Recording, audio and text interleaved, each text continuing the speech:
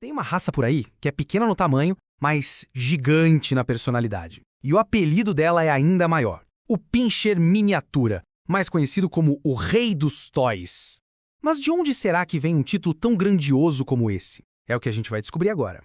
Olha só esse jeito de andar. É único. É o chamado passo Hackney, que lembra muito um cavalo marchando, sabe? Mas isso não é só para se exibir, não. Esse andar já mostra toda a atitude de cachorro grande da raça. É exatamente essa confiança toda, essa presença marcante num corpinho pequeno que fez ele ganhar o título de Rei dos Toys. Mas, calma aí. Quando a gente olha para ele, uma pergunta vem quase na hora. Será que ele é só um Doberman em miniatura? Poxa, a semelhança é grande, não dá para negar. Só que a resposta para essa pergunta é, na verdade, um maior engano sobre a raça. Vamos resolver esse mistério de uma vez por todas. Então, para começar, vamos separar o que é fato do que é ficção. A verdade é que o Pinscher Miniatura não é um mini Doberman. E entender a origem real dele é o primeiro passo para conhecer de verdade essa raça. E olha, os números aqui não mentem. Enquanto um Minpin pesa no máximo uns 4,5 kg, um Doberman pode chegar a 45 kg, ou seja, 10 vezes mais. A diferença de tamanho é gritante. Apesar da aparência, eles não são parentes próximos. Na verdade, a história mostra que o Minpin é uma raça bem mais antiga.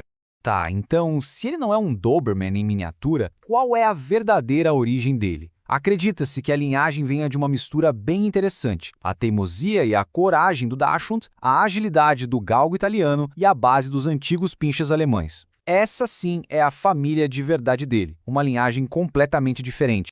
Para a gente entender essa raça de verdade, precisamos fazer uma viagem no tempo, lá para a Alemanha do século XVII. Muito antes de ser o rei dos sofás por aí, o Minpin era um trabalhador de primeira nos estábulos, e com uma função super importante, ele era um caçador de ratos. E naquela época, ninguém chamava ele de Pinscher Miniatura, viu? O nome dele era Reh Pinscher. Reh é a palavra em alemão para um tipo de cervo pequeno. E o nome veio porque os primeiros cães da raça, com aquela pelagem avermelhada e o andar elegante, lembravam esses servos que viviam nas florestas da Alemanha. E aqui está o ponto principal. O Reh Pinscher era um cão de trabalho. A função dele era manter as fazendas e os estábulos livres de ratos e outras pragas. Essa história de caçador destemido é exatamente o motivo pelo qual o Minpin de hoje é tão corajoso e curioso. E o próprio nome Pinscher não é só um sobrenome, é praticamente uma ação. Em alemão, a palavra descreve o jeito do cão de pular em cima da presa e morder com força. Ou seja, o nome da raça é literalmente a descrição do trabalho que ele fazia. Mas claro, esse cãozinho alemão tão eficiente não ia ficar só na Europa, né? No começo do século XX, ele atravessou o oceano. E a história dele na América foi o que marcou a transformação de um simples trabalhador do campo para uma estrela das exposições. Essa linha do tempo mostra uma jornada bem curiosa. Quando ele chegou, em 1919, a identidade dele não estava muito clara. Primeiro classificaram ele como terrier, o que faz todo sentido, né? Afinal, ele era um caçador. Mas, em 1930, ele foi movido para o grupo Toy. Essa mudança foi decisiva. E demorou quase 50 anos até que, em 1972, o nome que a gente conhece hoje, Miniature Pinscher, se tornasse oficial. E a popularidade dele. Pensa só nisso. Em 1941, existiam apenas 24 minipins registrados nos Estados Unidos. Agora, avança para 1999. Esse número explodiu para mais de 21 mil. Foi um crescimento absurdo que só prova o quanto a raça conquistou o coração das pessoas. E toda essa história, claro, nos traz para os dias de hoje.